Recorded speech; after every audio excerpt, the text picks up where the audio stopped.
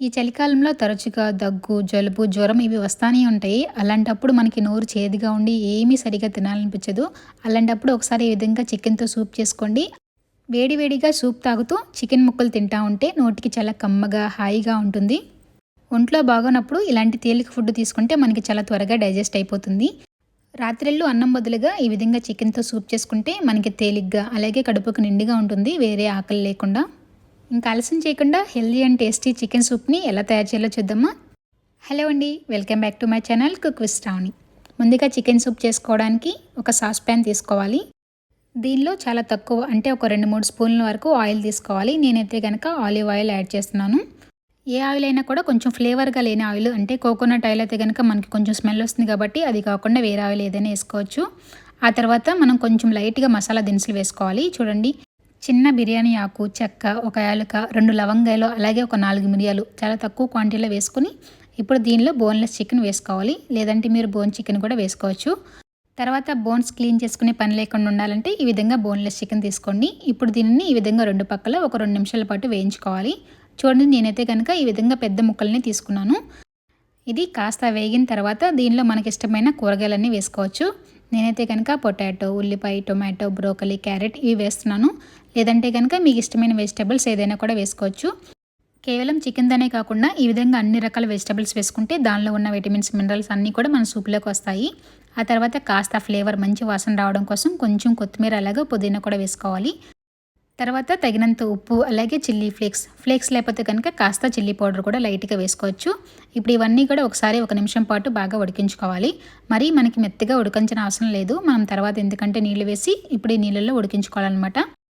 ఇప్పుడు దీనిలో 1 లీటర్‌న్నర వరకు నీళ్లు వేసుకోవాలి. లేదంటే మీ క్వాంటిటీని బట్టి కూడా మీరు కొంచెం ఎక్కువ తక్కువ వేసుకోవచ్చు. ఆ తర్వాత దీనిలో కొంచెం అలా కచ్చాపచ్చాగా దంచిన అల్లం వెల్లుల్లి కూడా వేసాను. మనకి మంచి ఫ్లేవర్ అనేది వస్తుందన్నమాట సూప్లోకి. ఇప్పుడు వీటిని ఒక మరుగొచ్చేదాకా హైలో పెట్టేసుకుని ఇలా ఒకసారి మరిగిన తర్వాత ఇప్పుడు సిమ్లో పెట్టేసుకుని మనం దాదాపుగా ఒక 10-15 నిమిషాల పాటు మనం బాగా బాయిల్ చేసుకోవాలి. మనం 1.5 లీటర్ నీళ్ళు వేసుకున్నాం కదా, 1 లీటర్ మిగిలే వరకు మనం బాయిల్ చేసుకోవాలి. నేనైతే కనుక ఈ విధంగా ఒక 10 నిమిషాలు బాయిల్ చేసి ఇప్పుడు స్టవ్ ఆఫ్ చేసాను. అంటే చికెన్ అలాగే వెజిటబుల్స్ బాగా ఉడికినాయి అంతే.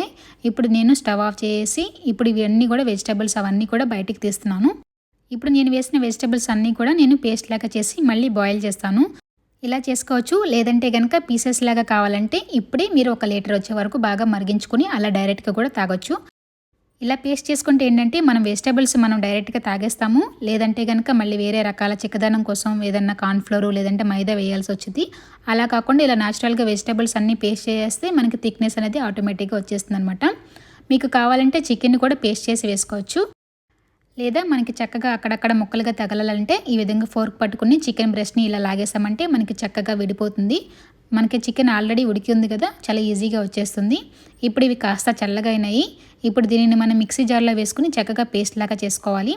మళ్ళీ వేరే నీళ్ళు ఏమీ యాడ్ చేయకుండా మనం చికెన్ ఉడికించుకున్న వాటర్ ఉన్నాయి కదా, అవే వేసేసి ఇలా పేస్ట్ లాగా చేసుకోవాలన్నమాట. ఇప్పుడు దీనిని మనం వడకట్టుకోవాలి. మరి తరకలుగా ఉంటే మనం తినడానికి కాస్త ఇబ్బందిగా ఉంటుంది కాబట్టి చికెన్ ఉడికించుకున్న నీళ్ళు మొత్తాన్ని వేసేసి ఈ విధంగా ఒక పెద్ద జల్లెడ తీసుకొని మనం ఇదంతా కూడా చక్కగా వడకట్టుకోవాలి. మనం వేసుకున్న వెజిటబుల్స్లో బ్రోకలీ, కొత్తిమీర, పుదీనా అవన్నీ ఉన్నాయి కదా, దానికి సంబంధించిన వేస్ట్ అనేది కాస్త వస్తుంది కొంచెం మనకి పిప్పిలాగా. నెట్ని మనం ఈ విధంగా అటు ఇటు షేక్ చేస్తూ ఉన్నామంటే ఆటోమేటిక్గా మనకి సూప్ అనేది కిందకి దిగిపోతుంది. మళ్ళీ మనం స్పూన్తో వడగట్టే పని లేకుండా జస్ట్ అలా మూవ్ చేస్తే, షేక్ చేస్తే చూడండి మనకి ప్యూర్గా సూప్ అనేది కిందకి వచ్చేసింది. ఇప్పుడు మనం స్ట్రెడ్ చేసి పెట్టుకున్నాం కదా చికెన్ని, ఇప్పుడు దీనిని యాడ్ చేసుకోవాలి. ఇప్పుడు ఈ చికెన్ వేసిన సూప్ని మనం దాదాపుగా ఒక 10-15 నిమిషాల పాటు చక్కగా మరిగించుకోవాలి. సూప్ అనేది ఎంత మరిగితే మనకి అంత టేస్టీగా ఉంటాయి. దీనిలో నేను లైట్గా వేసాను కాబట్టి మసాలా దినుసులు వాటిని కూడా గ్రైండ్ చేసాను. మనకి లైట్గా కొంచెం ఘాట్ అనేది వస్తుందన్నమాట, మిరియాలు వేసాను కదా, అందుకని నేను లైట్గా వేసుకున్నాను. లేదంటే మీకు అది ఇష్టం లేకపోతే అవి తీసేసి మరీ గ్రైండ్ చేసుకోవచ్చు. చూడండి, మనకి సూప్ ఇలా మరుగుతూ ఉంటుంటే ఈ విధంగా బబుల్స్ లాగా, నురగలాగా వస్తుంది కదా, అదంతా ఈ విధంగా తీసుకుంటే మనం సూప్ తాగేటప్పుడు చక్కగా క్లియర్గా ఉంటాయి. మనం వేసుకున్న పొటాటో, ఈ వెజిటబుల్స్ ఇవే మనకి చక్కగా న్యాచురల్గా థిక్నెస్ అనేది ఇస్తుందన్నమాట, మనం వేరే కార్న్‌ఫ్లోర్ అదేమీ వేయకుండా. అందుకని ఈ సూప్ మనకి టేస్టీనే కాదు, హెల్దీ కూడా. మనం వేసుకున్న బ్రోకలీ వల్ల మనకి లైట్గా చక్కగా గ్రీన్ కలర్ అనేది వచ్చింది. ఈ విధంగా సూప్ అంతా చక్కగా సగం అయ్యే వరకు బాగా మరిగించుకుంటే చాలా చాలా రుచిగా ఉంటాయి. మనం తాగే ముందు ఈ విధంగా నిమ్మరసం, కావాలంటే కొంచెం మిరియాల పొడి ఇవన్నీ వేసుకుంటే మనకి చాలా రుచిగా ఉంటాయి. చూసారు కదా, చాలా చాలా టేస్టీగా ఉండే చికెన్ సూప్ని మనం చాలా ఈజీగా ఎలా చేసుకున్నాము, కేవలం మరిగించుకోవడమే కాస్త టైం పడుతుంది. ఈ విధంగా మనకి ఒంట్లో బాగానప్పుడు తేలిగ్గా అరిగే విధంగా ఇలా సూప్ చేసుకుని తాగితే హెల్త్కి కూడా చాలా మంచిది. తప్పకుండా మీరు కూడా ఒకసారి ట్రై చేయండి. Thank you for watching and subscribe for more simple and easy recipes.